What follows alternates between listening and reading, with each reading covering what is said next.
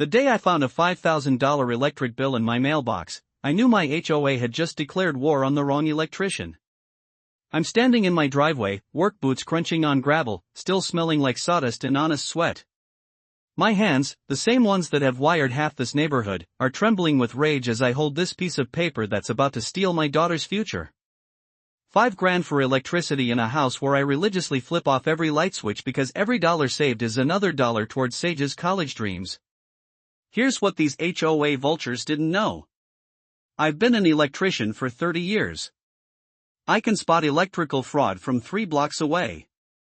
And lady, when you try to scam someone who understands exactly how power flows through every wire in this neighborhood, well, you just gave me the tools for your own destruction. What would you do if your HOA tried to bankrupt you overnight? My name is Dalton Reed and I'm what you might call an old-school electrician. 3rd generation actually. But this story isn't about wiring houses. It's about wiring justice. 3 years ago, I lost my wife Sarah in a car accident that turned my world upside down. The insurance settlement was substantial, but every dollar felt like blood money. Standing at her graveside, I made a promise. Our girl would get her education, no matter what it took. That's how we ended up in Pinecrest Estates, a neighborhood so perfect it looked photoshopped. Houses that gleamed like they were detailed daily and an HOA that promised maintaining property values through community standards. Enter Cordelia Blackwood, HOA president and professional pain in everyone's rear end. Picture every nightmare HOA story you've ever heard. She drove a white Lexus with vanity plates reading HO Rain. This woman measured grass height with an actual ruler. She wore pressed khakis to walk to her mailbox and somehow made good morning sound like a court summons. Her house was this massive colonial with a circular driveway and she treated the rest of us 846 homeowners like we were renting space in her personal kingdom. For the first few months, I played by the rules. Then I made my first mistake. After hearing about break-ins, I installed a basic security camera to keep Sage safe when I was working late jobs. But apparently Cordelia considered this an unauthorized exterior modification punishable by $150 fine. When I checked our 847-page covenant document, security devices were explicitly allowed. So I walked over to Cordelia's house like a reasonable adult. Standing in her marble foyer, I realized reason had left the building. Interpretation is the board's discretion, she announced, arms crossed. That was the beginning of death by 1,000 paper cuts. Every week brought fresh violations. Grass too long at 3.2 inches when the limit was 3.0. Mailbox the wrong shade of black. Garden hose visible from the street. Each violation $150 plus $25 processing fee. I watched Sage's face tighten with worry every time another envelope arrived with that dreaded HOA logo. The $5,000 electric bill arrived on a Tuesday morning, delivered by a process server at 6 a.m. sharp. Right when Sage was getting ready for school, scrambling eggs in our kitchen. Cease and desist blazed across the top in bold red letters. The demand was simple: pay the $5,247.83 electric bill within 10 days or face a property lien.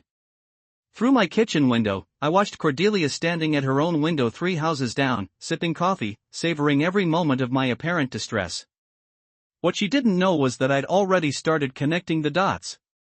Years ago, my father taught me something that stuck. Son, when someone claims your electrical work is causing problems, you don't argue, you investigate.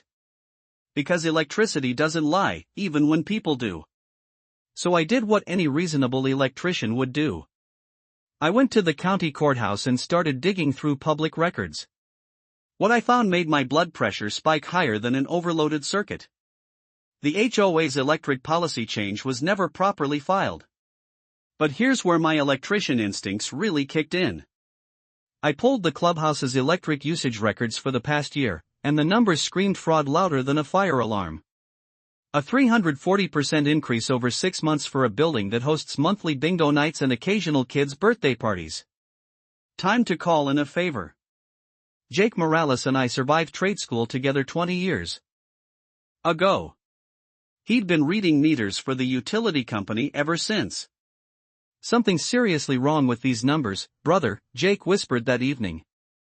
That clubhouse meter is reading like it's powering a small manufacturing plant, not a community center.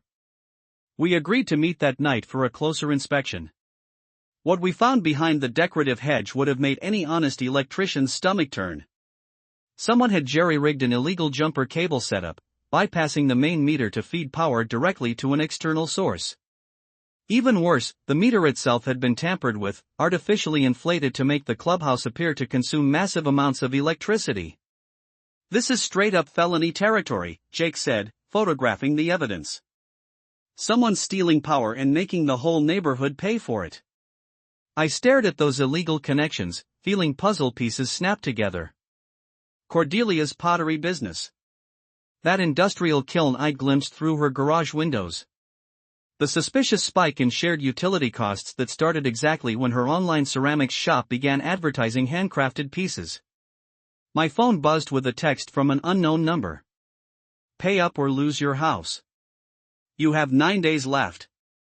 I looked at Jake and felt my first genuine smile in weeks. "You know what? I think she just handed me the keys to her own downfall." The ambush came Thursday morning disguised as routine bureaucracy. City Inspector Randy Kowalski had 3 separate complaints about commercial vehicle storage and unauthorized business operations. The timing was surgical. Sage was at our kitchen table with SAT prep books when she heard the official-sounding conversation at our front door. 3 complaints filed within an hour of each other by Cordelia Blackwood, Patricia Hendricks, and Robert Fitzpatrick. That's when I knew Cordelia had made her first real mistake. I'd rewired Patricia's kitchen 18 months ago while she was in Florida caring for her dying mother. Bob Fitzpatrick had been laid up with hip surgery for 6 weeks, pumped full of painkillers. But somehow their signatures had materialized on documents filed yesterday.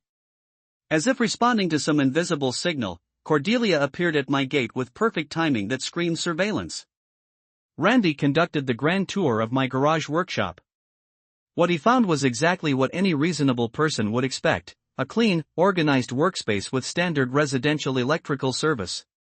"This is textbook residential setup," Randy announced. "Everything's properly grounded, up to code, permits all filed correctly." I watched Cordelia's confidence flicker like a fluorescent bulb about to burn out. The foreclosure papers arrived like a guided missile aimed straight at my daughter's future. I was helping Sage practice interview answers when the doorbell rang.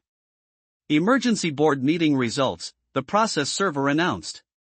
Property lien filed for accumulated violations totaling $12,847. 48 hours to respond or face foreclosure proceedings. Sage's face drained of color. Her most important college interview was scheduled to start in exactly 8 minutes. The emergency meeting had allegedly occurred Tuesday evening with Patricia, Robert, and Cordelia voting unanimously to destroy our lives. But Cordelia's desperation had made her sloppy. The violation list included unauthorized high-voltage industrial equipment, referring to my 220-volt workshop. Any competent attorney would laugh this out of court. More revealing was the financial breakdown. My original violations, maybe $800 in legitimate disputes, had magically multiplied into nearly $13,000. While Sage finished her interview with forced optimism, I drove to the courthouse. What I discovered made my hands shake with rage. The emergency meeting violated every procedural requirement. State law mandates 48-hour written notice for any proceedings involving property liens. The meeting minutes showed only Cordelia's signature with the other board members' names forged in handwriting suspiciously identical to hers. But the real bombshell was buried in the property filings. Cordelia had submitted a mechanic's lien supported by fabricated invoices for emergency electrical repairs that never occurred. That's when Harold Morgan appeared at my door carrying salvation in a manila folder. Harold and his late wife Maria had been Pinecrest Estate's founding members. Maria had kept obsessive records of every meeting, every transaction, every policy change for 15 years. "Found these after you mentioned the forged signatures," Harold said. Maria documented everything. The folder contained our community's constitutional documents, the original HOA charter with bylaws that would make Cordelia's recent actions look completely illegal. According to Maria's meticulous records, the last legitimate board election had occurred 3 years ago during a Christmas week meeting attended by exactly 12 residents, far short of the required 50% quorum. Cordelia's entire presidency was based on illegal authority. But wait, there's more, Harold said, producing bank statements. The financial records revealed systematic embezzlement spanning 4 years. Monthly transfers from HOA accounts to Blackwood Ceramics LLC disguised as community expenses. Total theft, $127,000 in community funds diverted to finance Cordelia's pottery empire. Harold saved the nuclear option for last. Maria's final documentation included photographs of illegal electrical connections between our clubhouse and Cordelia's home workshop. She discovered the meter tampering, the jury-rigged power lines, and the industrial kiln consuming electricity billed to 847 innocent families. Maria was going to expose everything at the next board meeting, Harold whispered. Then she died, and I was too broken to follow through. But watching what Cordelia is doing to your family, Maria would demand justice. The nuclear bomb was hiding in a shoebox under Maria Morgan's bed. Harold had called me at midnight. You need to see this tonight. Maria left something that changes everything. What he'd found would have made a federal prosecutor weep with joy. Maria wasn't just keeping HOA records. She was building a criminal case. The ledger revealed Maria's secret life as an amateur detective. For 2 years before her death, she'd been systematically documenting what she suspected was massive fraud. Bank statements, photographs taken during early morning surveillance, copies of utility bills showing impossible consumption patterns. But the crown jewel was a manila envelope marked "smoking gun open only if something happens to me." She's been forging everything for 3 years, I said. Board meetings, election results, financial approvals, all of it fictional. Harold nodded grimly. Every fine she's issued, every policy she's enacted, every foreclosure threat, none of it has any legal authority. But Maria's investigation had uncovered something even more devastating. The electrical theft wasn't limited to Cordelia's pottery business. She'd been systematically stealing power from multiple sources throughout the neighborhood. Look at these calculations, Harold said. 6 years of theft, 847 families overcharged, total fraud approaching $300,000 when you include the embezzlement. The scope was breathtaking. Every inflated electric bill, every mysterious maintenance fee, every emergency assessment had been part of an elaborate money laundering scheme. There's more, Harold said, his voice dropping to a whisper. Maria suspected she wasn't the first person to discover the fraud. He showed me newspaper clippings about mysterious deaths and sudden departures of previous HOA board members. 3 former treasurers had died of heart attacks over the past decade. Maria thought she was next, Harold said. She'd confronted Cordelia privately, threatened to expose everything. That night, she died. Why are you showing me this now? I asked. Because Cordelia is trying to do to your family what she did to everyone who threatened her, Harold said. Silence them, discredit them, or drive them away. But this time, she picked the wrong target. I stared at Maria's evidence and felt something fundamental shift inside me. This wasn't about my electric bill anymore. This was about justice for every family Cordelia had victimized. My workshop smelled like revolution. Coffee grounds mixed with electrical tape adhesive and the metallic scent of justice. Harold arrived at dawn carrying Maria's investigation files in banker's boxes. Sage transformed my workbench into mission control, her laptop humming as she built spreadsheets that cross-referenced fraud patterns. Mrs. Martinez joined our conspiracy Tuesday evening, her paralegal background proving invaluable. She organized evidence with efficiency, sorting Maria's discoveries into categories that would make federal prosecutors grateful. 4 pillars of prosecution, Martinez explained. Financial fraud, utility theft, election violations, and racketeering conspiracy. Each pillar supports the others, and any one of them could put Cordelia away for decades. The financial crimes were Maria's masterpiece. Bank records documenting $127,000 in systematic embezzlement disguised as community expenses. My electrical investigation revealed the true scope of Cordelia's theft. Jake had provided meter readings going back 6 years, showing consumption patterns that violated basic physics. Most people don't realize that high-temperature ceramic kilns consume as much electricity as small factories, I explained. Running multiple kilns around the clock requires industrial electrical service, the kind that costs 10 times residential rates. Sage's digital detective work uncovered Cordelia's online empire. Blackwood Ceramics boasted about professional-grade equipment and industrial firing capabilities while generating over $200,000 in sales.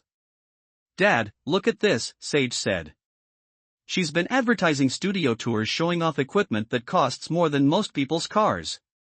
All bought with stolen money and powered by stolen electricity. The election fraud was almost comically blatant. Harold had obtained official records proving the Christmas week election was completely fabricated. The community center was closed for renovations. Voting records showed signatures from people who'd moved away months earlier. Some signatures belonged to deceased residents. Our war room grew more sophisticated daily. Mrs. Hendricks contributed financial records. Jake supplied utility company fraud reports. Martinez researched precedent cases where similar HOA fraud resulted in decades-long prison sentences. We're not just building a case, I realized. We're constructing a federal prosecution that could become a textbook example. The strategy crystallized around giving Cordelia one final choice: public confrontation at next week's community meeting with legitimate authorities present as witnesses. Confess publicly, make full restitution, and face community justice, or refuse accountability and face federal prosecutors armed with evidence that could destroy her life completely. Cordelia's desperation arrived Monday morning. The legal envelope was thick enough to use as body armor, stamped with letterheads from 3 different law firms. The cease and desist letter demanded I immediately cease all harassment, surveillance, and defamatory activities. I was reading this legal comedy when Sage exploded through the door carrying her laptop. "Dad, Cordelia's having a complete social media meltdown," Sage announced. "She's been posting paranoid rants every hour since midnight. The posts were a masterclass in self-destruction." Cordelia simultaneously claimed she was being persecuted by conspiracy theorists while accidentally admitting to running an unlicensed pottery business. She denied any HOA financial irregularities while bragging about her professional ceramic studio and industrial-grade equipment. "She's literally providing evidence for our federal case while trying to claim innocence," I observed. Tuesday evening brought Cordelia's most desperate gambit yet. "She tried to bribe me," Harold announced. "Showed up at my door with cash, offering $10,000 to dispose of Maria's old paperwork." Wednesday brought evidence that Cordelia had hired a private investigator who was canvassing our neighborhood asking suspicious questions. The investigation backfired explosively. Instead of finding dirt, the PI accidentally created a neighborhood support network. Families who'd been suffering Cordelia's harassment in isolation started comparing notes. Friday morning brought Cordelia's most personal attack yet. I discovered my work truck's tires slashed with surgical precision. My security cameras captured everything in high definition. The footage showed her approaching at 3 a.m. with a utility knife, systematically destroying each tire. Her face was clearly visible, her criminal intent undeniable. The tire slashing revealed someone who'd abandoned any pretense of civilized behavior and descended into criminal revenge. Saturday brought Cordelia's nuclear option, a mass email to all 847 residents claiming I posed a clear and present danger to community safety. The community response was immediate and devastating. Dozens of residents replied to the entire distribution list, defending my character and sharing their own Cordelia horror stories. She just created a written record of community-wide criminal victimization, Martinez observed. Cordelia's desperation mixed with expensive legal cologne invaded my workshop Tuesday morning. "She's gone nuclear," Harold gasped. Cordelia filed for bankruptcy yesterday, claiming she's being persecuted by vindictive neighbors. The bankruptcy petition read like a confession. She'd listed Blackwood Ceramics as generating occasional supplemental income from residential hobby activities, directly contradicting years of denying any commercial operations. Federal bankruptcy trustees are required to investigate all asset transfers and income sources within 4 years of filing, Martinez called to inform me. Cordelia just triggered automatic forensic accounting of every crime we've documented. Wednesday brought the media circus. Channel 7 News reporter Jennifer Walsh discovered the bankruptcy filing and connected it to our HOA fraud investigation. Her evening report featured interviews with victimized families and footage of Cordelia's industrial pottery setup. Thursday brought confirmation that federal authorities had taken notice. FBI Financial Crimes Unit contacted utility company fraud investigators, Jake explained. When someone claims poverty while under investigation for massive theft, federal prosecutors assume flight risk. Friday brought Cordelia's most delusional gambit, organizing a community safety meeting to address ongoing harassment from dangerous neighborhood elements. The meeting became an accidental victim impact hearing. 22 families arrived armed with documentation of her systematic fraud. Saturday brought news that Cordelia's desperate strategies had accelerated rather than prevented her destruction. Her bankruptcy attorney had withdrawn. Utility company fraud investigators had filed formal complaints with FBI and state attorney general. 2 mortgage companies had begun foreclosure proceedings. But Cordelia's final mistake came Sunday evening, a mass email announcing her temporary relocation due to community persecution. Federal prosecutors would read this as textbook evidence of criminal intent. The community center crackled with electricity that had nothing to do with the fluorescent lights. 274 residents packed shoulder to shoulder while 3 television cameras captured what would become the most explosive HOA meeting in American history. My evidence binder felt heavier than a fully loaded tool belt. The media circus was already in full swing.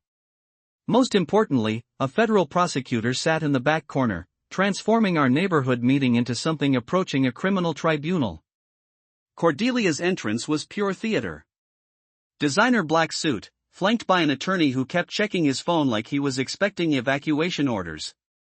Before we begin, announced City Council Member Roberts, I want to note that federal and state authorities are observing tonight's proceedings. Everything said here is being recorded for potential legal use. Mrs. Martinez approached the microphone first. Ladies and gentlemen, we're here to present 4 years of systematic financial crimes committed against this community. The overhead projector displayed bank statements that told a story of breathtaking theft. $127,000 embezzled through fabricated expenses. Harold Morgan presented the election fraud evidence next. My late wife Maria documented that Mrs. Blackwood's entire presidency is based on fabricated elections. Every fine, every policy, every decision, all of it completely illegitimate. But the electrical fraud evidence was what shattered Cordelia's last vestige of composure. I approached the microphone carrying photographs that would make any honest electrician weep. Mrs. Blackwood has been stealing electricity from every family in this community, I announced, projecting images of illegal connections. Industrial pottery kilns illegally connected to our shared electrical systems with residents billed for power they never used. Total electrical theft, $89,000 over 6 years. That's when Cordelia's carefully maintained facade finally exploded. This is persecution, she screamed, leaping to her feet. I created value. I maintained standards. I built a successful business while you people argued about petty violations. The room fell silent. Ma'am, I said with calm authority, you didn't build a business. You built a criminal enterprise using stolen money and stolen electricity. The Federal Observer rose slowly. Mrs. Blackwood, I'm Agent Patterson, FBI Financial Crimes Unit. I strongly advise you to stop talking immediately. Cordelia looked around the room, finally seeing 274 faces staring at her with expressions ranging from disgust to pity. What do you people want from me? She whispered. I stepped back to the microphone. We want every stolen dollar returned to the families you robbed. Full restitution, public confession, immediate resignation, and complete cooperation with federal prosecution. I pulled out my phone and set a countdown timer visible to everyone. Mrs. Blackwood, you have exactly 60 seconds to choose between confession and federal prison. The timer hit 0 in absolute silence. Cordelia stood frozen, her designer suit wilted with sweat. "I may have made some serious accounting errors," she whispered. "Louder, please," Mrs. Martinez said. Cordelia's shoulders collapsed. "I borrowed money from HOA accounts for my pottery business. I modified electrical connections without permits. I forged signatures on board documents. I charged residents for electricity they didn't use." 20 minutes later, Cordelia signed restitution agreements witnessed by federal authorities. Full repayment, $216,000, including penalties, immediate resignation, complete cooperation with ongoing investigations. 6 months later, the transformation felt like a neighborhood that had undergone complete electrical renovation. Cordelia's mansion sold quickly to fund victim restitution. Her pottery equipment was liquidated through federal seizure. The space where her illegal kills once operated became a thriving community garden. Mrs. Hendricks proved to be the honest, competent leader our community desperately needed. "My electrician business exploded beyond anything I'd imagined. Word spread about the guy who'd electrocuted an HOA tyrant with her own evidence. I started teaching electrical safety for homeowners at the community college. The most satisfying transformation was watching Sage flourish at State University, studying renewable energy engineering. Her summer internship with utility fraud investigators convinced her to specialize in grid security. Our story became viral, how one dad electrocuted an HOA tyrant, inspiring similar investigations across dozens of communities. The state legislature passed comprehensive HOA reform requiring annual audits. Federal prosecutors now use our case as training material. The scholarship fund we created using recovered embezzlement money continues Maria Morgan's legacy. Millions of dollars have been recovered for families who thought they had no recourse. 9 months after Cordelia's public confession, I visited Sarah's grave. "She's going to change the world, honey," I told the headstone. "Already talking about running for city council after graduation. Probably end up rewiring democracy itself. The experience taught me that protecting family sometimes means fighting battles you'd rather avoid. Real leadership means protecting community even when it's difficult." Cordelia moved across the country after completing restitution, working as a bookkeeper and maintaining a much lower profile. Last Christmas, she sent an unsigned card saying simply, "Thank you for teaching me what I needed to learn." Today, Pinecrest Estates serves as a model for honest HOA governance, attracting residents who value transparency. Last week, speaking at the National HOA Conference, I shared the most important lesson: bullies rely on good people staying isolated and silent. But when communities unite around truth and demand accountability, no criminal enterprise can survive. Justice isn't about revenge. It's about preventing future victims and teaching criminals that consequences are inevitable when communities work together. Tonight, Sage and I are teaching neighborhood kids electrical safety in my workshop. She's planning solar installations that could make our entire community energy independent. "Dad, want to help design a neighborhood microgrid system?" she asks. "Always ready to learn something new, kiddo," I reply, feeling the perfect satisfaction of circuits completed and communities restored. Drop a comment sharing your HOA nightmare. You're not alone. Hit subscribe to HOA Stories for more tales of ordinary people defeating extraordinary injustice. Outside Pinecrest Estates glows with warm light from homes where families live without fear, where democracy works as designed, and where one electrician's fight became everyone's victory. Justice flows like electricity.